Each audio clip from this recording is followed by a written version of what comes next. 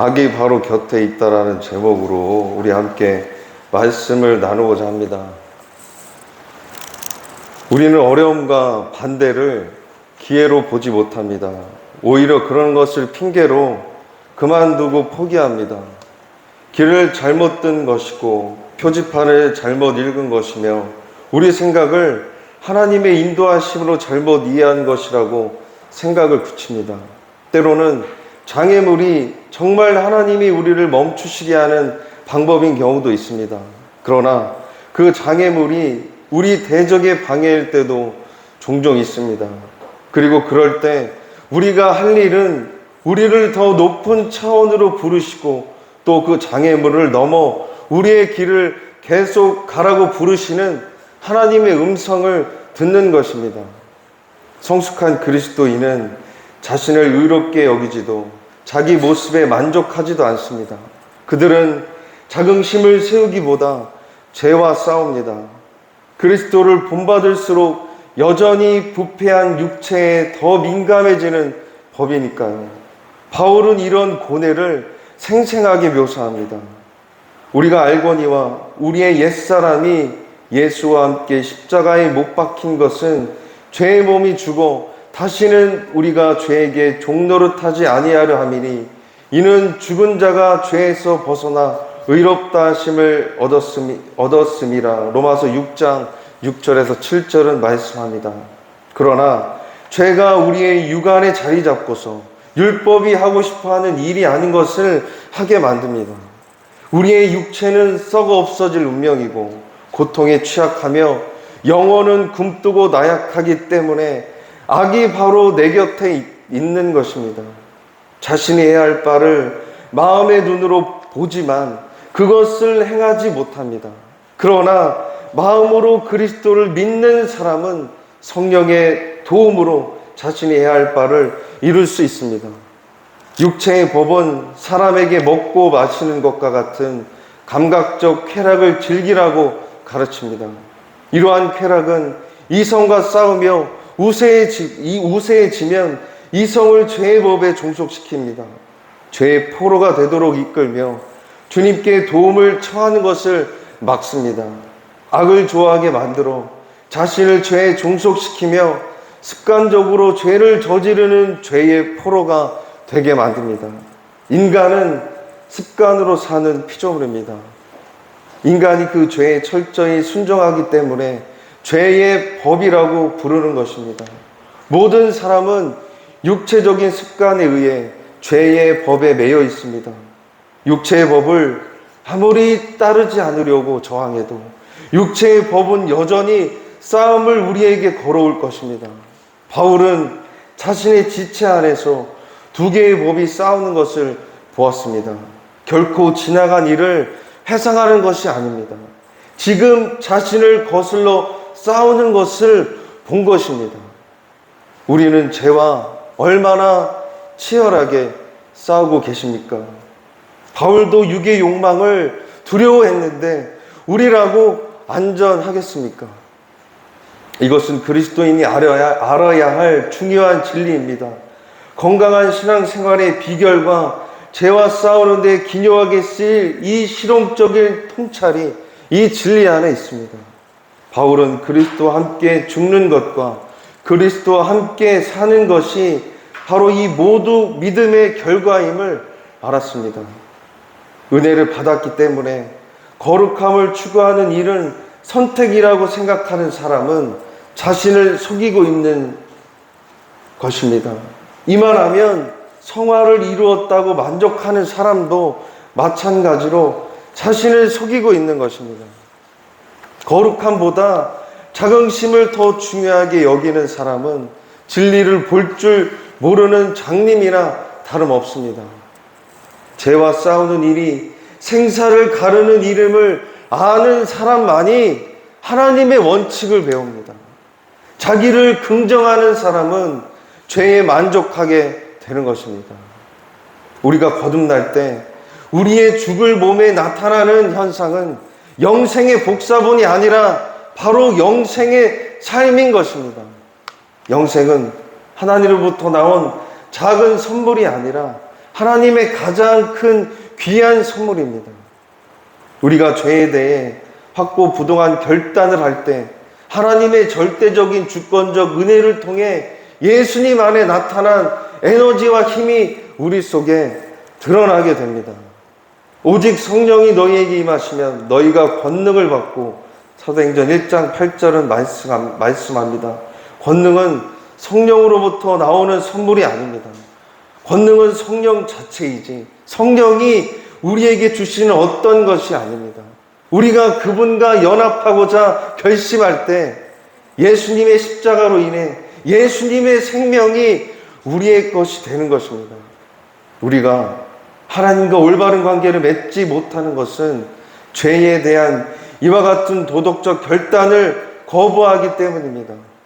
그러나 확고부동한 결단을 한다면 하나님의 온전한 생명이 즉시 우리 안에 들어오게 되고 예수님은 우리에게 끊임없는 생명을 공급하십니다. 에베소서 3장 19절에 하나님의 모든 충만하신 것으로 너희에게 충만하게 하시기를 구하노라고 말씀합니다. 영생은 시간의 구애를 받지 않습니다.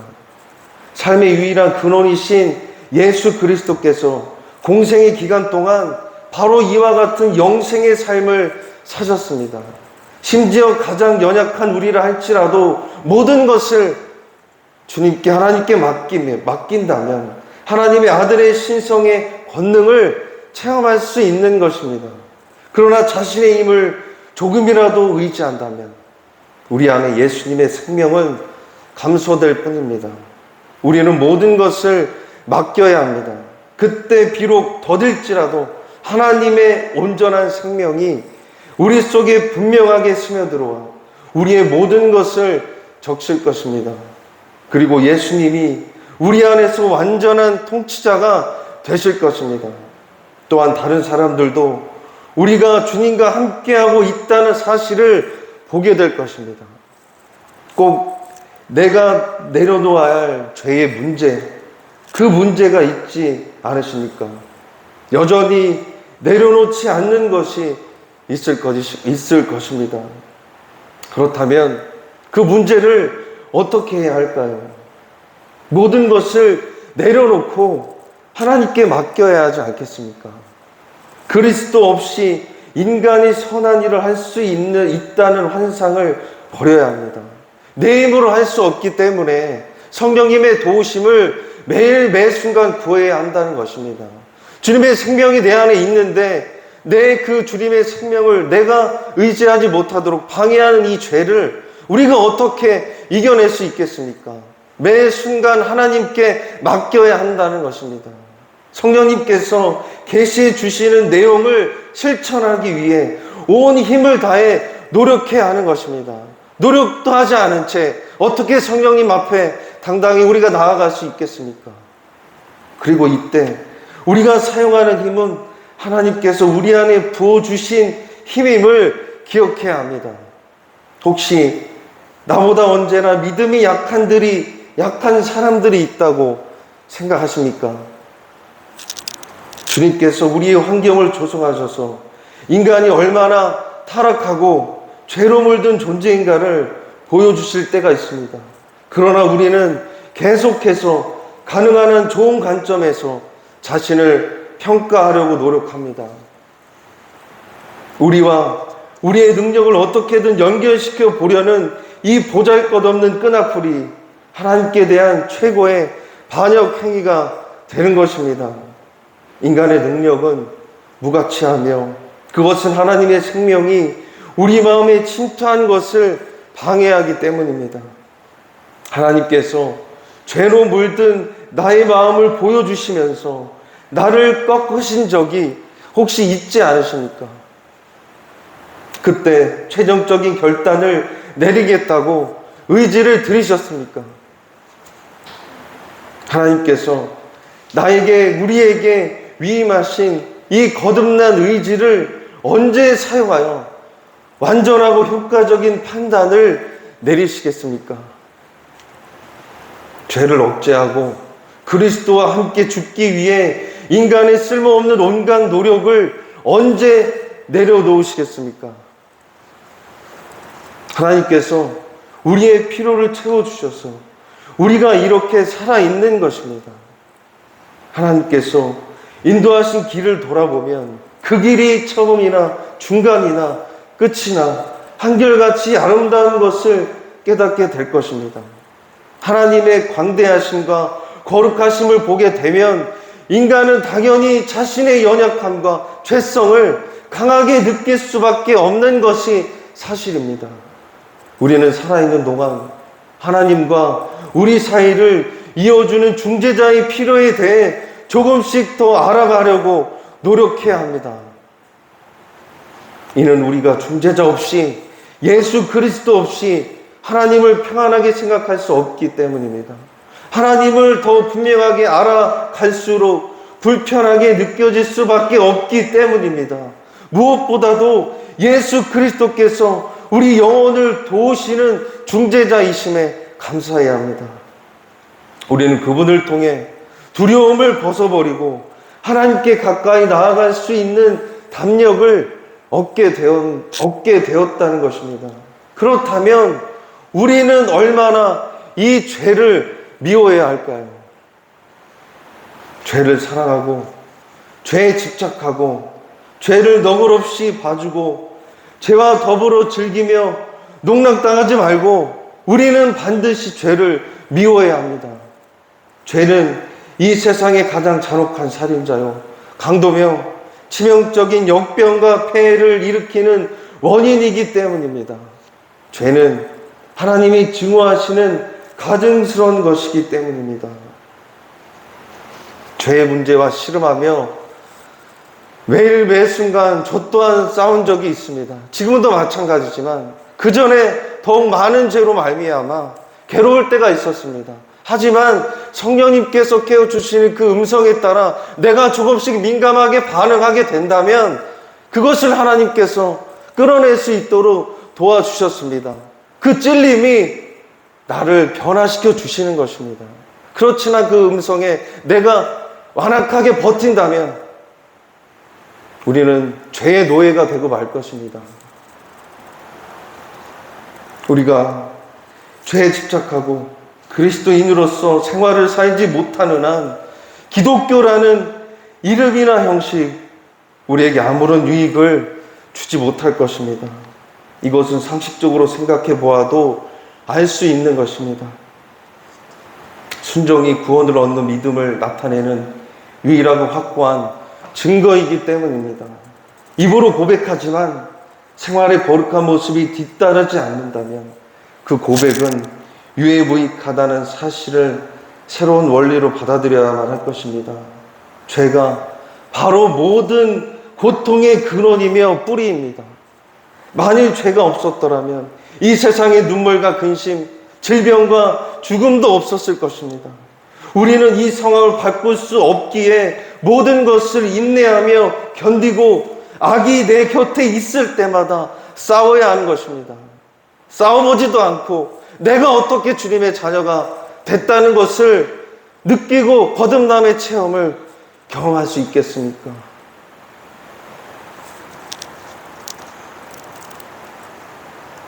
복음을 통해 우리에게 해결책을 주신 하나님께 감사하고 이 세상의 삶이 끝이 아닌 것에 감사해야 합니다. 우리는 이 사실을 마음속에 새기며 늘 경계해야 합니다. 자신의 모습을 변화시키지 않는다면 복음을 듣고도 아무것도 안 하고 가만히 앉아만 있었다면 마지막 날 우리는 결국 지옥에서 세상의 마지막을 맞이하게 될 것입니다. 너희는 내게 배우고 받고 듣고 본바를 행하라. 빌립보서 4장 9절은 말씀합니다. 악의 출현을 늘 조심해야 합니다. 우리 영혼 안에 다가오는 악을 항상 알려주는 내면의 목소리가 있습니다. 이 목소리를 우리는 들어야 합니다. 성령님의 권능으로 자신을 개선하려고 한다면 반드시 우리의 곁에 죄악을 물리칠 것입니다. 사람들은 자신의 양심이 깨끗하다고 자랑하는 경우가 매우 많습니다. 그 유일한 이유는 그들의 기억력이 너무나도 짧기 때문입니다. 거짓말은 더 많은 거짓말을 초래하고 모든 잔인성은 더 심한 잔인성을 초래하는데도 불구하고 많은 악습이 다른 악습을 지탱해주고 있다는 사실입니다. 우리가 주요한 악습을 없애버린다면 나무 줄기를 베면 가지들도 땅에 쓰러지는 것과 마찬가지로 많은 악습들도 즉시 사라질 것입니다. 우리는 무엇이든지 나의 마음에게 고백할 수 있도록 주님께 회개할 수 있도록 그렇게 살아야만 합니다. 악행의 원인이 나의 외부에 있는 것이 아니기 때문입니다. 그것이 외부에 있다고 생각한다면 그것은 위험한 일이 될 것입니다. 우리의 잘못들을 인정하지 않는 것은 죄악을 증가시키는 짓입니다. 그러한 사람들에게는 회개가 불가능할 것입니다. 모든 것을 우리는 검토해야 할 것입니다. 우리 자신을 지나치게 신뢰해서는 안 됩니다. 우리에게 은혜와 명철이 없을 때가 너무나도 많기 때문입니다. 우리 속에 작은 빛이 존재하는데 우리의 소홀함으로 인해서 그 빛이 금방 소멸해 버립니다. 타오르는 불빛, 타오르기 시작한 그 불빛, 구루님들 안에 그 불빛이 있습니다. 우리는 우리의 내면의 어둠이 얼마나 큰지를 알지 못합니다. 자신을 깊이 살피지 않는다면 결코 내면이 성숙하고 경건한 사람이 될 수 없는 것입니다. 자기 자신을 살피는 것을 소홀히 하였다면 그것이 나에게 유익을 줄 수 없을 것입니다. 온전해지기를 갈망했으나 쓰라린 실패를 맛보셨다면 우리를 나누 도울 황금 같은 기회를 오늘 다시 주신 줄 믿으십시오. 비록 더딜지라도 그 싸움을 계속해 나가시기를 바랍니다. 주님을 전적으로 신뢰하며 힘과 도움이 임하셔서 습관적인 죄를 끊어내시길 소망합니다. 나의 믿음이 진실한지 아닌지 스스로 드러낼 황금 같은 기회를 잃어버리지 마십시오. 진실한 믿음을 드러낼 때 하나님께서 능력을 부어주실 것입니다. 우리의 힘으로 불완전한 일을 지극한 사랑으로 온전하게 우리를 새롭게 만드실 것입니다. 온전함의 면류관을 씌워주실 것입니다. 자신을 부인하는 것은 오직 그리스도를 인식하는 것이고 앞서 가시는 그분만을 보는 것이고 우리가 가기에 너무 힘든 길은 더 이상 없음을 아는 것이 필요합니다. 이 싸움 힘들지만 끝까지 싸워 주님의 거룩함을 닮아가시기를 소망합니다. 그리스도를 찾으십시오. 그러면 우리 안에 그분을 주님 안에서 우리 자신을 발견하게 될 것입니다. 하나님의 인도하심을 구할 때 그 길을 걸어갈 능력과 복을 주실 것을 기억하십시오. 주님과 함께 성령님과 늘 동행하는 구원님들이 되셔서 늘 죄악과 그 유혹과 싸워 저악의 습성을 끊어내 성결한 삶을 살아가시는 복된 구미영원의 구원님들이 되시길 예수 그리스도의 이름으로 축원드립니다. 기도하시겠습니다.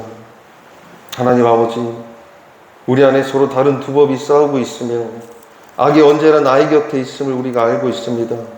우리는 주님을 따르는 제자로서 다른 사람들과 구별된 특별한 백성임을 잊지 않게 하여 주옵소서. 세상 사람들과 다른 길로 걸어가야 됨을 깨닫게 해주셔서 다른 기준, 다른 습관, 다른 동기를 가지고 내 안에 빛을 더욱 키워서 세상을 구원하는 그리스도인으로 살게 하여 주옵소서. 순간순간 주님을 찾고 성령님의 음성을 들어서 자신을 훈련하는 법을 배우게 하여 주셔서 그로 인해 만나는 모든 사람에게 본이 되는 신실한 종으로 세워주시옵소서. 오늘도 나를 사랑으로 훈련하여 주셔서 진정한 영생의 길로 거듭나게 하시는 살아계신 예수 그리스도의 이름으로 기도드립니다. 아멘.